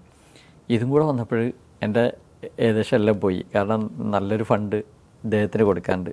അപ്പം ഞാൻ വേഗം ഞങ്ങൾ എഗ്രിമെൻ്റ് പാർട്ണർഷിപ്പ് പിന്നെ നല്ല ഫണ്ടുണ്ട്. അപ്പോൾ ഈ ഫണ്ട് ഇദ്ദേഹത്തിനായിട്ട് ഞാൻ വേഗം ഒരു എഗ്രിമെൻ്റ് ആക്കിയിട്ട് ഇന്ന സമയത്ത് നിങ്ങളെ പൈസ തരുന്നതാണ്. അങ്ങനെ പിന്നെ എനിക്ക് ഈ പ്രോജക്റ്റ് തുടങ്ങണം, ഇവിടെ നഷ്ടം വേറെ ഉണ്ട്, ഈ പാർട്ണർഷിപ്പ് പിരിയുന്നു, ഇതെല്ലാം കൂടെ വരികയാണ്. ഞാൻ ഇത് പറയുന്നത് എന്താണെന്ന് പറഞ്ഞാൽ ഇത്രയും കോംപ്ലിക്കേഷൻസ് ഈ സമയത്ത് വരുമ്പോൾ ഞാൻ ഈ സമയത്താണ് ഞാൻ നേരെ ഒരു സമാധാനം കിട്ടാൻ വേണ്ടിയിട്ട് നമ്മുടെ ടീം യൂറോപ്പ് ട്രിപ്പ് പോകുന്നുണ്ട് തന്നെ, ബിസിനസ് ടൂറാണെന്ന് പറഞ്ഞു. ഞാൻ രണ്ടും കൽപ്പിച്ചിട്ട് ഒരു 1.5 ലക്ഷം രൂപ കൊടുത്തിട്ട് ഈ സമയത്ത് യൂറോപ്പിലേക്ക് അങ്ങ് പോവാം. യൂറോപ്പിലേക്ക് മൂന്ന് കാര്യങ്ങൾ ഇങ്ങനെ നിൽക്കും. മൊത്തം പ്രശ്നമാണ്. മൊത്തം പിന്നെ എനിക്ക് ഭയങ്കര സ്ട്രെസ്സാണ്. അപ്പോൾ ഒന്ന് ഫ്രീ ആകാൻ വേണ്ടിയിട്ട് ഞാൻ പോകുന്നു. അങ്ങനെ പോയി പിന്നെ നമുക്ക് കാണാനുള്ളത് ബെൻസ് മ്യൂസിയം, കാറ്റാടി മ്യൂസിയം, ചീസ് ഫാക്ടറി, അങ്ങനെ കുറേ പിന്നെ പെർഫ്യൂം ഫാക്ടറി, ഇങ്ങനെയുള്ള കുറേ സ്ഥലങ്ങൾ കണ്ട് ഞാൻ പിന്നെ ഹോളണ്ടിൽ എത്തിയപ്പോൾ ഒരു ദിവസം രാവിലെ ഒരു സ്ഥലത്ത് പോയി ചീസ് ഫാക്ടറി. നമ്മൾ എന്ത് ചീസ് ഫാക്ടറി കാണാനാ? അങ്ങനെ കയറി കഴിഞ്ഞപ്പോൾ അവിടുത്തെ പിന്നെ ഒരു ലേഡി വന്ന് ഞങ്ങൾക്ക് ഇങ്ങനെ എല്ലാം എക്സ്പ്ലെയിൻ ചെയ്ത് തന്ന്. ഇത് കഴിഞ്ഞിട്ട് നേരെ പിന്നെ അവരൊരു മരത്തിൻ്റെ ഷൂ ഉണ്ടാക്കുന്നത്, നെറ്റിലൊക്കെ സെർച്ച് ചെയ്താൽ കിട്ടും, യൂട്യൂബിലൊക്കെ, മരത്തിൻ്റെ ഷൂ ഉണ്ടാക്കുന്നതൊക്കെ പറഞ്ഞു തന്ന്. ഇത് കഴിഞ്ഞിട്ട് കുറച്ചിങ്ങനെ പോയിട്ട് ചീസ് പിന്നെ പണ്ടത്തെ കാലം മുതൽ ചീസ് സൂക്ഷിക്കുന്നത്, അതിങ്ങനെ കളറൊക്കെ ചെയ്തിട്ട് പല കാര്യങ്ങളും ഇങ്ങനെ പറഞ്ഞു തന്ന്. ഇതൊക്കെ കഴിഞ്ഞ് നേരെ എല്ലാവരും പിന്നെ ഒരു സെയിൽസ് കൗണ്ടറിലേക്ക് കയറി. ഈ സെയിൽസ് കൗണ്ടറിൽ കയറി വെക്കുമ്പോൾ പിന്നെ ഞങ്ങളെ കൂടെ ഉള്ളത് ഞങ്ങൾ 32 ആൾ. പിന്നീട് ഇത് ഈ സെയിൽസ് കൗണ്ടറിലേക്കാണ് പോകുന്നത്. ടിക്കറ്റൊക്കെ എടുത്താൽ കയറിയത്. ഈ സെയിൽസ് കൗണ്ടറിൽ കയറിയിട്ട് ഞാൻ ഒന്നും വാങ്ങിയതൊന്നുമില്ല, ഞാനിങ്ങനെ പഠിക്കുകയാണല്ലോ. ഇത് കഴിഞ്ഞ് ഞാൻ ഇറങ്ങിയപ്പോഴാണ് ഞാൻ ഞെട്ടിയത്. എല്ലാവരുടെ കയ്യിലും ഇങ്ങനെ കവറ്, യൂറോ കൊടുത്തിട്ടാണല്ലോ വാങ്ങിപ്പോരുന്നത്. ഇതൊരു കുഴപ്പമില്ലല്ലോ. അത് ഇതെനിക്ക് ഭയങ്കരമായി. പിന്നെ ഞാൻ ഫുള്ള് വീഡിയോസും, ഞാനിവിടെ ഇറങ്ങുന്നില്ല, ഇവരെ എല്ലാ സാധനങ്ങളും ഞാൻ എടുക്കുക. അങ്ങനെ ഞാൻ ബസ് കയറിയിട്ട് പറയാണ്, ഞാൻ അനൗൺസ് ചെയ്യാണ്, ഞാൻ വയനാട്ടിൽ ഒരു വർഷത്തിനുള്ളിൽ ഒരു ഹണി മ്യൂസിയം സ്റ്റാർട്ട് ചെയ്യുന്നതാണ്. ഒരു വർഷത്തിനുള്ളിൽ ഒരു ഹണി മ്യൂസിയം ഞാൻ തുറക്കും. അവിടെ നിന്ന് പറഞ്ഞ് നേരെ പോന്ന്. അപ്പോൾ പിന്നെ ഇത് ശരിക്ക് അവർക്കറിയില്ല, പ്രഖ്യാപനങ്ങൾ മാത്രമായിട്ട് അപ്പോൾ ഇത് ഡിസംബറിലാണ് ഞാൻ പോകുന്നത്. അങ്ങനെ ഞാൻ പോയി പിന്നെ ഇവിടെ വന്ന് ജനുവരിയിലാണ് ഇവിടെ ഡിസംബർ 29 എത്തി. ഞാൻ പിന്നെ ഫുള്ള് ഹണി മ്യൂസിയത്തിൻ്റെ പ്രോജക്റ്റല്ല എൻ്റെ തലയിലുള്ളത്. ഞാൻ ഒരു പഴയ ചീസ് ഫാക്ടറി നേരെ ഹണി മ്യൂസിയത്തിലേക്ക് വരികയാണ്. അപ്പം ഞാൻ അവിടെ നിന്ന് ആദ്യം തന്നെ ഇതിന് തിരയാണ്. കോൺഫ്ലിക്ട്സ് ഉണ്ട് കേട്ടോ, 3 കോൺഫ്ലിക്ട്സ് ഉണ്ട് നമ്മുടെ പാർട്ട്ണർഷിപ്പ്, പിന്നെ ആ ഒരു പ്രശ്നങ്ങളുള്ളത്. അതെങ്ങനെ സോൾവ് ചെയ്തു? അപ്പോൾ അത് ഞാൻ എഗ്രിമെന്റ് ആക്കിയിട്ട് ഒരു വർഷത്തേക്കുള്ള ഗ്യാപ്പ് അത് വെച്ചിട്ടുണ്ട്. പിന്നെ ഇവിടെ ഉള്ള ഇനി അടുത്തത് പ്രോജക്റ്റ് എന്ന് പറഞ്ഞാൽ എനിക്ക് പ്രോജക്റ്റ് അവിടെ ഓൾറെഡി എന്താക്കിയിട്ടുണ്ട്, പിന്നെ പാസ്സായിട്ട് മിഷണറി ഒക്കെ കിട്ടും. ബാക്കിയുള്ള പ്രശ്നങ്ങളാണല്ലോ. പിന്നെ എനിക്ക് ഫണ്ട് വേണം. അങ്ങനെ ഈ സമയത്ത് ഞാൻ എന്താണ്, ഈ പ്രോജക്റ്റ് എൻ്റെ തലയിൽ കയറിയോണ്ട് പിന്നെ എനിക്ക് എന്തായി, എനിക്കൊരു ലക്ഷ്യം വന്നല്ലോ. എനിക്ക് പിന്നെ എന്താണ്, ഇത് ഒരു വർഷത്തിനുള്ളിൽ ഇത് തുറക്കണം. അങ്ങനെ ഞാൻ ഇതിൻ്റെ വർക്കായിട്ട് തുടങ്ങി. പ്രശ്നം എന്താണെന്ന് വെച്ചാൽ 2 മാസം വർക്ക് നടന്നപ്പോഴേക്ക് മാർച്ച് 22 ലോക്ക്ഡൗൺ വന്നു. കോവിഡ് വന്നപ്പോൾ പിന്നെ നമുക്ക് അങ്ങോട്ടും പോകാൻ പറ്റില്ല, ഇങ്ങോട്ടും പോകാൻ പറ്റില്ല. എൻ്റെ വീടിൽ നിന്ന് ആകെ പിന്നെ 1 കിലോമീറ്ററുള്ള ഈ സ്ഥലത്തേക്ക് എനിക്ക് പോകാൻ പറ്റില്ല. അങ്ങനെ വർക്ക് 2 മാസം ഫുള്ളായിട്ട് നമ്മൾ വീട്ടിൽ തന്നെ ഇരുന്ന്. ഈ സമയത്ത് എനിക്കൊരു ഫാമൊക്കെ ഉണ്ട്, അവിടെയൊക്കെ ആയിട്ടൊക്കെ ഇങ്ങനെ വർക്കൊക്കെ ചെയ്ത് ഇങ്ങനെ നിന്ന്. ഇത് കഴിഞ്ഞപ്പോൾ 2 മാസം കഴിഞ്ഞപ്പോൾ പിന്നെ ഞാനങ്ങ് ഇറങ്ങി പുറപ്പെട്ടു. വർക്ക് തുടങ്ങി ഏകദേശം ഒരു ജൂൺ ആയപ്പോഴേക്ക് എനിക്ക് മിഷണറി കാര്യങ്ങളൊക്കെ വന്നു. പിന്നെ ഞാനിങ്ങനെ ഓരോന്ന് ചെയ്യുകയാണ് അവിടെ. പിന്നെ ഓരോ സംഭവങ്ങൾ ഇങ്ങനെ നമ്മളെ ഇതിൻ്റെ ഡിസൈൻ വർക്കും കാര്യങ്ങളൊക്കെ ചെയ്യാണ്. അപ്പോൾ ആളുകൾക്കൊക്കെ ഒരു ഉള്ളോട്ടുള്ള സ്ഥലത്താണ്, ഹൈവേയിൽ നിന്നല്ല ഇത് ചെയ്യുന്നത്. ഹൈവേന്ന് വിട്ടിട്ട് ഒരു റൂറൽ ഏരിയയിൽ ഞാനിങ്ങനെ ഒരു പ്രോജക്റ്റ് ചെയ്യുമ്പോൾ എല്ലാവർക്കും, എൻ്റെ ജോലിക്കാർക്കൊക്കെ ടെൻഷനായി, ഇതെന്താണ് ഉസ്മാനൊക്കെ ചെയ്യുന്നത് എന്നുള്ളൊരു കണ്ടീഷനിലായി. അപ്പോൾ ഇങ്ങനെ വന്നപ്പോൾ എന്നോട് നാട്ടുകാർ വിളിച്ചിട്ട് ചോദിച്ചു, ഒരാളെന്നെ വിളിച്ച് ചോദിക്കുകയാണ്, നിൻ്റെ അടുത്ത് കുറേ പൈസ ഉണ്ടല്ലേ? അപ്പോൾ ഞാൻ ചോദിച്ചാൽ എന്താ, അല്ല നീ എന്തിനാ, നിനക്കെന്താ പ്രാന്തുണ്ടോ, നിനക്കെന്താ സൂക്കടുണ്ടോ, നീ കുറച്ച് പൈസ ഉണ്ടെങ്കിൽ എനിക്ക് തന്നേക്കെന്ന് പറഞ്ഞു. ഞാൻ പറഞ്ഞാൽ അതൊക്കെ നിങ്ങൾക്ക് കാണാമെന്നാണ്. അപ്പോൾ അങ്ങനെ കഴിഞ്ഞ് ഞാൻ വർക്കൊക്കെ കഴിഞ്ഞ് ഏകദേശം പിന്നെ സെപ്റ്റംബർ, എനിക്ക് നവംബർ 11 എൻ്റെ പാർട്ണർക്ക് ഫണ്ട് കൊടുക്കേണ്ടതുള്ളത്. അപ്പോൾ ഞാൻ ഒക്ടോബർ 30 എൻ്റെ പ്ലാന്റിൻ്റെ ഇനാഗുറേഷൻ വെച്ചു. ഈ പ്ലാന്റിൻ്റെ ഇനാഗുറേഷൻ വെച്ചിട്ട് ഞാൻ ആ ഇനാഗുറേഷൻ അനൗൺസ് ചെയ്തപ്പോൾ ഞാനൊരു വീഡിയോ ചെയ്തു. എനിക്ക് ഇൻവെസ്റ്റേഴ്സിന് വേണം എന്ന് പറഞ്ഞിട്ട് ഞാനൊരു വീഡിയോ ചെയ്യാണ്. 10 ദിവസം കൊണ്ട് എനിക്ക് ഫണ്ടിങ് വരികയാണ്. എൻ്റെ പ്രോജക്റ്റ് ഏകദേശം കാര്യങ്ങളൊക്കെ റെഡി ആയിട്ടുണ്ട്. കണ്ടാൽ ആ പ്രോജക്റ്റ് എന്താണെന്ന്. അതിൽ എനിക്ക് ഫണ്ട് വന്നു. ഞാൻ എന്താ ചെയ്ത്, ഞാൻ എൻ്റെ വർക്ക് കാര്യങ്ങളൊക്കെ നടത്തി നേരെ എൻ്റെ ഇൻവെസ്റ്റർക്ക് കൊടുക്കാനുള്ള, എൻ്റെ സുഹൃത്തിന് കൊടുക്കാനുള്ള ഫണ്ട് കൊടുത്ത് അത് ഒക്കെ സെറ്റിലാക്കി ബാക്കിയുള്ള കാര്യങ്ങളൊക്കെ ചെയ്ത് ജനുവരി 18 ആ ഇന്ത്യയിലെ ആദ്യത്തെ ഹണി മ്യൂസിയം എന്നുള്ള ആ പ്രോജക്റ്റ് കംപ്ലീറ്റ് ആക്കിയിട്ട് അത് ഓപ്പൺ ചെയ്തു. ആകെ നമ്മൾ കേട്ടിരിക്കുന്ന തേൻ എന്ന് പറഞ്ഞാൽ ചെറുതേൻ, വൻതേൻ, കൂടിയൊന്ന കാട്ടുതേൻ, ഇത്ര കേട്ടിട്ടുള്ളൂ. പക്ഷേ നമ്മുടെ ഈ ബി ക്രാഫ്റ്റിൽ ഒരുപാട് വെറൈറ്റി ഓഫ് തേനുകളാണ് ഞാൻ കണ്ടത്. ഉദാഹരണം പറയും മസ്റ്റാർഡ് ഹണി എന്നൊക്കെ ഇതുവരെ ഞാൻ കേട്ടിട്ടില്ല. അപ്പോൾ അങ്ങനെയുള്ള ഹണിയിലേക്ക് എത്താനായിട്ട് അല്ലെങ്കിൽ എത്ര തരം തേനുകളുണ്ട് അല്ലെങ്കിൽ ഇതിലേക്കൊക്കെ എത്താനുള്ളൊരു കാരണം എങ്ങനെയാണ് അതിലേക്ക് എത്തിയത്? ഞാൻ ഈ തേനിൻ്റെ മേഖലയ്ക്ക് ഇറങ്ങിയപ്പോൾ ഞാൻ പഠിച്ചൊരു കാര്യം എന്ന് പറഞ്ഞാൽ ഇതിൻ്റെ സാധ്യത ആകെ 10% ഉപയോഗിച്ചിട്ടുള്ളൂ. ഇതിൻ്റെ ഉൽപ്പാദനം വിപണിയും ശരിക്കും 10% ലോകത്ത് ഉപയോഗിച്ചിട്ടുള്ളൂ. പ്രത്യേകിച്ച് ഇന്ത്യയിൽ തേനിൻ്റെ ഉൽപ്പാദനം എന്ന് പറഞ്ഞാൽ പിന്നെ 80,000 ടണ്ണ് ഹണിയാണ് പെർ ഇയർ ഉൽപ്പാദനം ഉള്ളത്. ഇപ്പോൾ പറഞ്ഞില്ല മസ്റ്റാർഡ് ഹണി.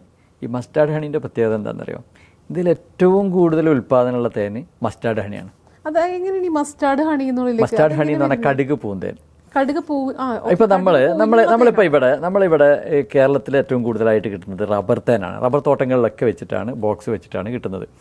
ഇതേപോലെ തന്നെ നോർത്ത് ഇന്ത്യയിൽ ലോകത്ത് മുഴുവനും ഓരോ സമയത്ത് കിട്ടുന്ന പൂക്കളിൽ നിന്ന് വിരിയുന്ന പൂക്കൾ, ഇപ്പോൾ ലിച്ചി പൂക്കുന്ന സമയം ഏപ്രിൽ ഒക്കെ സമയത്താണ്.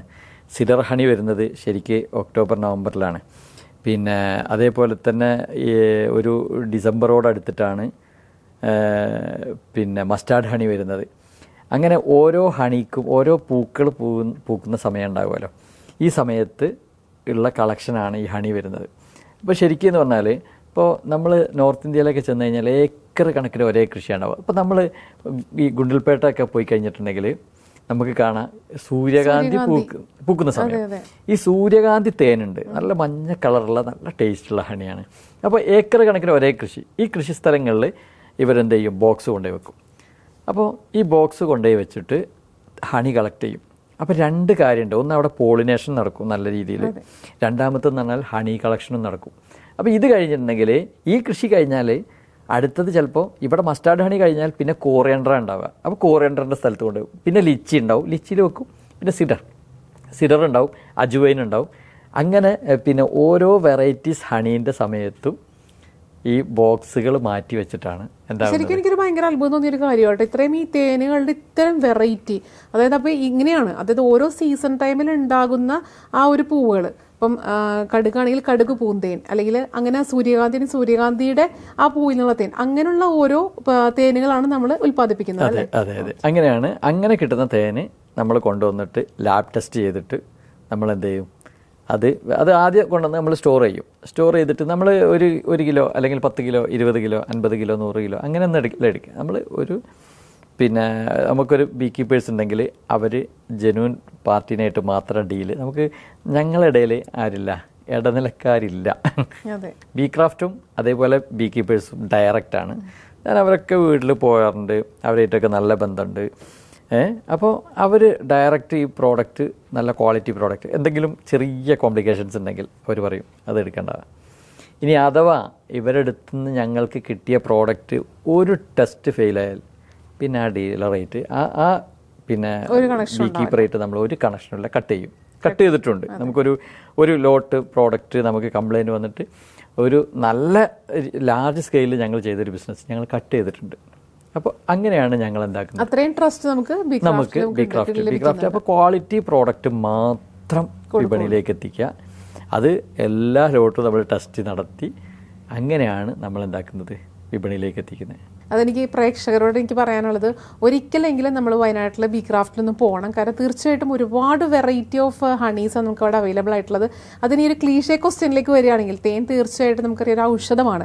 പക്ഷേ ഈ ഇത്രയും പൂവുകളിൽ നിന്നുള്ള തേൻ അത് എന്തിനൊക്കെ നമുക്ക് ഉപയോഗിക്കാൻ പറ്റും? നമ്മുടെ ഔഷധ ഗുണമുള്ള തേനുകളാണോ ഈ പൂവുകളിൽ നിന്നുള്ള തേനുകൾ? ഇപ്പോൾ തേനെ കുറിച്ച് പറയുമ്പോഴേ നമ്മൾ ഓരോ ഫ്രൂട്ട്സ് കഴിക്കുന്നില്ലേ, ഓരോ ഫ്രൂട്ട്സ് കഴിക്കുന്നതെന്ന് പറഞ്ഞാൽ മാങ്ങ കഴിക്കുന്നുണ്ട്, അതേപോലെ പിന്നെ ഓറഞ്ച് കഴിക്കുന്നുണ്ട്.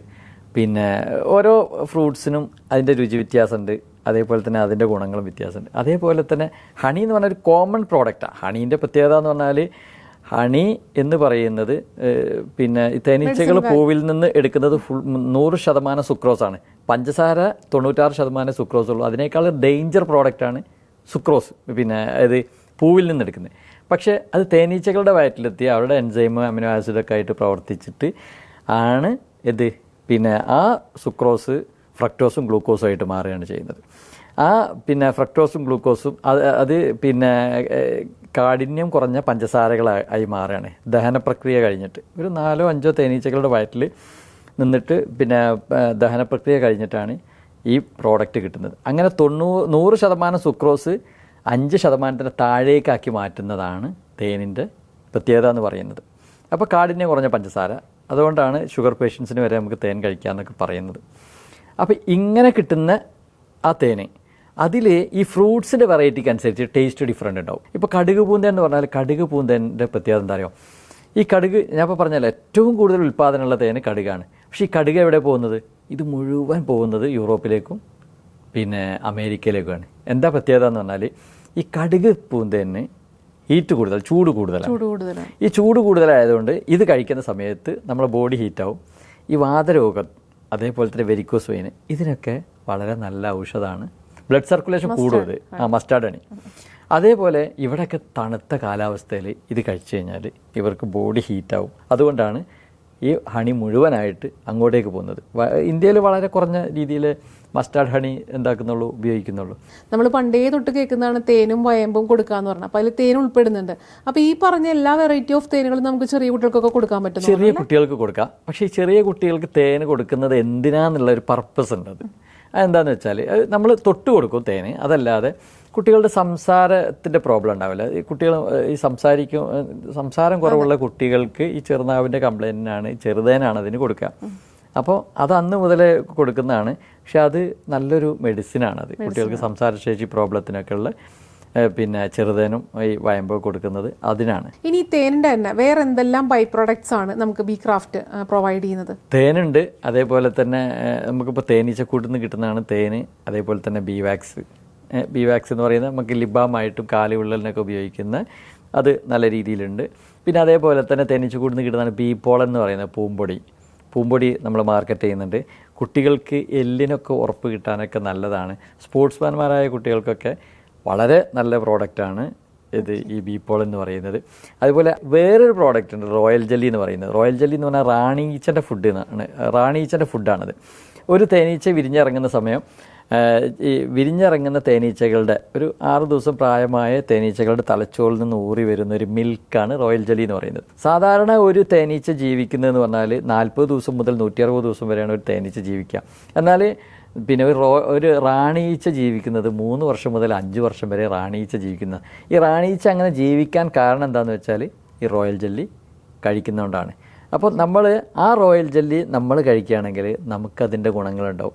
ഈ റാണീച്ചൻ്റെ പ്രത്യേകത എന്ന് പറഞ്ഞാൽ എല്ലാ ഈച്ചകളെക്കാളും വലുപ്പവും സൗന്ദര്യവും ആ കൂട് നിയന്ത്രിക്കുന്നതും ദിവസവും 1000കണക്കിന് മുട്ടകൾ ദിവസവും ഇട്ടുകൊണ്ടിരിക്കുകയാണത്. അതിൻ്റെ റീപ്രൊഡ്യൂസിങ് കപ്പാസിറ്റി കുറയുന്ന സമയത്ത് പിന്നെ ഒരു പുതിയ റാണിനെ ക്രിയേറ്റ് ചെയ്യും കൂട്ടിൽ. ആ പുതിയ റാണി വരുമ്പോൾ ഈ 2 റാണിയും കൂടെ ഫൈറ്റ് ചെയ്തിട്ട് ആണ് ഒരു റാണിനെ കൊല്ലുക ചെയ്യുക. അങ്ങനെയാണ് ഈ റാണീൻ്റെ മരണം ഉണ്ടാവുന്നത്. അപ്പോൾ അത്രയ്ക്ക് ഇതിന് പവർ കിട്ടാൻ കാരണം റോയൽ ജെല്ലി കഴിക്കുന്നുണ്ട്. അപ്പോൾ നമ്മളിത് കഴിക്കുകയാണെങ്കിൽ ഇതിൻ്റെ ഗുണങ്ങളൊക്കെ നമുക്കുണ്ടാവും. ഇപ്പോൾ റോയൽ ജെല്ലി എന്ന് പറഞ്ഞാൽ കിലോയ്ക്ക് 2 ലക്ഷം രൂപയോളം വിലയുള്ള ഒരു പ്രോഡക്റ്റാണ്. നമ്മൾ 300 ഗ്രാം ഹണിയിൽ വെറും 20 ഗ്രാം റോയൽ ജെല്ലി മിക്സ് ചെയ്തിട്ട്, സിഡർ ഹണിയിലാണ് മിക്സ് ചെയ്തിട്ട് അത് ഡെയിലി 10 ഗ്രാം വീതം കഴിക്കാനാണ്. 4200 രൂപയാണ് അതിന് ഒരു മാസം കഴിക്കാൻ. ഇങ്ങനെ നമുക്ക് കഴിക്കുന്ന സ്ഥിരം പ്രീമിയം കസ്റ്റമേഴ്സ് നമുക്കുണ്ട്. അവർ കഴിക്കുന്ന ആളുകൾ സ്ഥിരമായിട്ട് അത് കഴിക്കും. കാരണം എന്താ പറഞ്ഞാൽ നമ്മളെപ്പോഴും പിന്നെ അത്യാവശ്യം സാമ്പത്തികമായിട്ട് ഭദ്രത വന്നാൽ പിന്നെന്താണ് ഏറ്റവും കൂടുതൽ ശ്രദ്ധിക്കേണ്ടത് നമ്മളെ ശരീരത്തിനാണ്, നമ്മളെ ഹെൽത്തിനാണ്. അതിന് പറ്റിയ ഒരു പ്രോഡക്റ്റാണ്. പിന്നെ ഹണി ഷാമ്പു ഉണ്ട്, ഹണി ഫേസ് വാഷ് ഉണ്ട്, ഹണി സോപ്പ് ഉണ്ട്, ഇങ്ങനെ ഡ്രൈ ഫ്രൂട്ട് ഹണി ഉണ്ട്. അങ്ങനെ ഒരുപാട് പ്രോഡക്റ്റുകൾ ബി ക്രാഫ്റ്റ് വിപണിയിൽ ഇറക്കിയിട്ടുണ്ട്. അപ്പോൾ ഇതെല്ലാം മുന്നോട്ട് കൊണ്ടുപോകാനായിട്ട് എത്രത്തോളം സ്റ്റാഫാണ് ബി ക്രാഫ്റ്റിന് ഉള്ളത്? നമുക്ക് ഡയറക്റ്റ് ആയിട്ട് ഇപ്പോൾ 30ഓളം സ്റ്റാഫുകളാണ് ഇപ്പോഴുള്ളത്. പിന്നെ നമുക്ക് ഇൻഡയറക്റ്റ് ആയിട്ട് വേറെ ഉണ്ട്. അതേപോലെ തന്നെ ഇപ്പോൾ നമുക്കിപ്പോൾ ഇൻവെസ്റ്റേഴ്സ് ആയിട്ടുള്ള ഒരു 30ൻ്റെ മുകളിൽ ഇൻവെസ്റ്റേഴ്സ് എനിക്കുണ്ട്. നല്ല സംതൃപ്തരായ ഇൻവെസ്റ്റേഴ്സ് തന്നെ പറയാം. ഞങ്ങളൊരു പിന്നെ പ്രത്യേകത എന്ന് പറഞ്ഞാൽ ഒരു ഇൻവെസ്റ്റർക്ക് ഇൻവെസ്റ്റ് ചെയ്തിട്ടുണ്ടെങ്കിൽ ഇദ്ദേഹം പറയുകയാണ് എനിക്ക് ആ ഫണ്ട് തിരിച്ചു വേണമെന്ന് പറഞ്ഞാൽ 6 മാസത്തിനുള്ളിൽ ഒരു മെയിൽ മാത്രം മതി, 6 മാസം കൊണ്ട് ഈ ഫണ്ട് റീഫണ്ട് ചെയ്യാനുള്ള ഒരു സംവിധാനമുണ്ട്. അപ്പം ഞങ്ങൾ സംതൃപ്തർ എന്ന് പറയുന്നത് ഇതുവരെ ഒരാളും ഞങ്ങളിൽ നിന്ന് റീഫണ്ട് വാങ്ങിയിട്ടില്ല. കൂടുതൽ ഇടുക എന്നല്ലാതെ.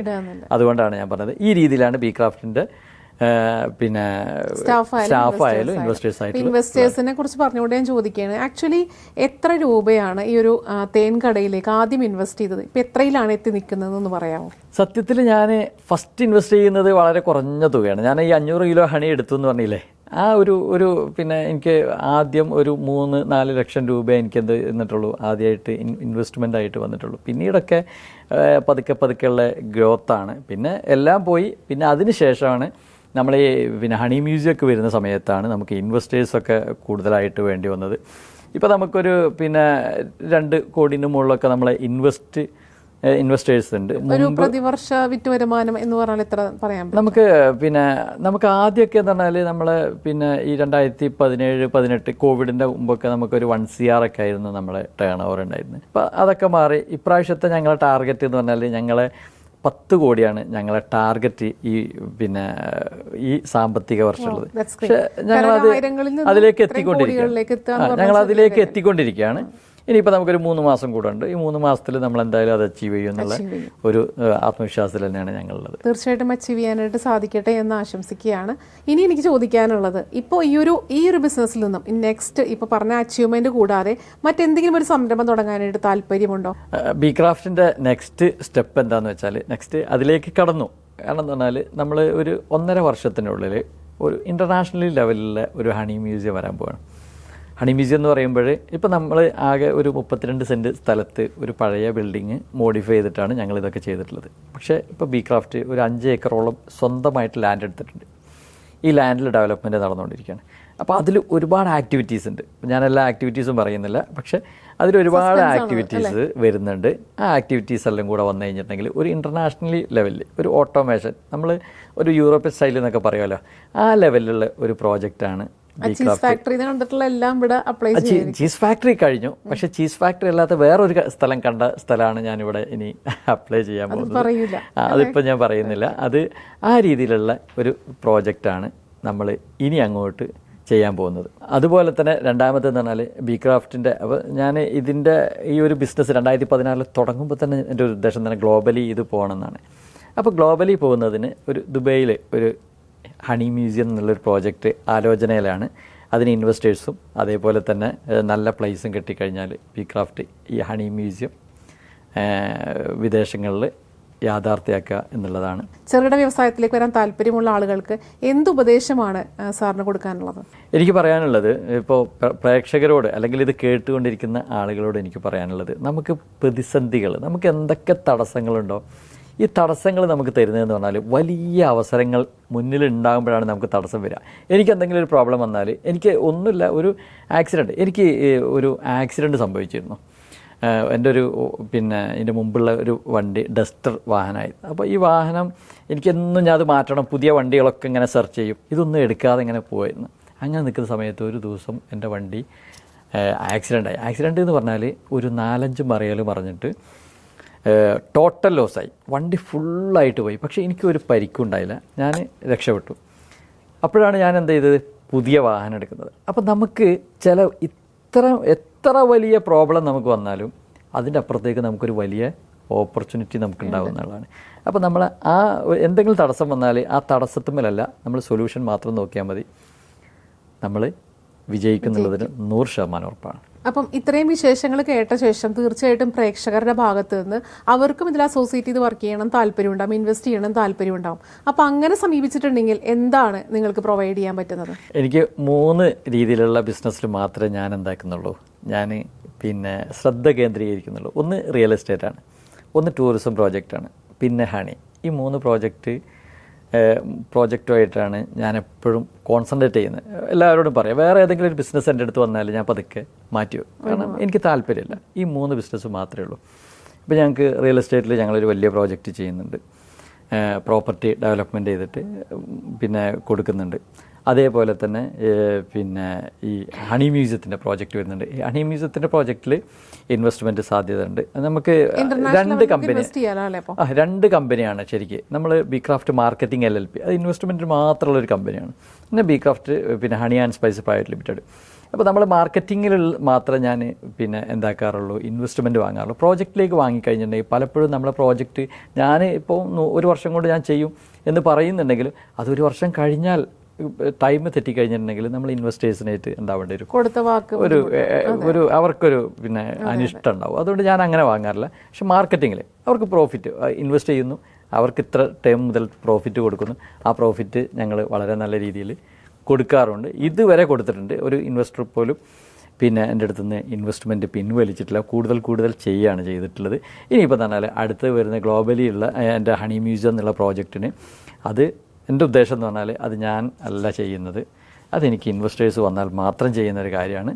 നല്ല ഇൻവെസ്റ്റേഴ്സ് വന്നാൽ ആ പ്രോജക്റ്റ് ഞാൻ എവിടെയും ചെയ്യാൻ ഉള്ള ഒരു ഒരുക്കത്തിൽ തന്നെയാണ്. ഒരു ഇൻവെസ്റ്ററെ കിട്ടിയിട്ടുണ്ടെങ്കിൽ തീർച്ചയായിട്ടും അതിൽ അസോസിയേറ്റ് ചെയ്യാൻ പറ്റുന്നുള്ളതാണ് സാർ പറയുന്നത്. തീർച്ചയായിട്ടും. അപ്പോൾ ഇത്രയും നേരം നമ്മൾ കേട്ടത് ഉസ്മാൻ മഡാരിയുടെ വിശേഷങ്ങളാണ്. അതും ഒരുപാട് ഇൻസ്പയറിംഗ് സ്റ്റോറീസ് നമുക്ക് ഷെയർ ചെയ്തിട്ടുണ്ട്. ഒരു തയ്യൽക്കാരിൽ നിന്നും ഒരു ഡ്രൈവറിൽ നിന്നും ഒരു റിയൽ എസ്റ്റേറ്റ് ഡീലറിലേക്കും അതിൽ നിന്നും ഒരു തേൻ കടയിലേക്കും ഇപ്പോൾ ഇൻ്റർനാഷണലി അല്ലെങ്കിൽ ഒരുപാട് വിശേഷങ്ങൾ നമുക്ക് പങ്കുവയ്ക്കാൻ സാധിക്കുന്ന ഒരു മ്യൂസിയത്തിലേക്ക് എത്തുന്ന രീതിയിൽ എത്തിച്ചേർന്നിട്ടുള്ള ഒരു ബിസിനസ്മാനാണ് നമ്മുടെ ഉസ്മാൻ മഡാരി. അപ്പോൾ അദ്ദേഹത്തിൻ്റെ വിശേഷങ്ങളാണ് നമ്മളിപ്പോൾ കേട്ടത്. ഇനിയും ഒരുപാട് ഇൻസ്പയറിംഗ് സ്റ്റോറീസ് കാണുന്നത്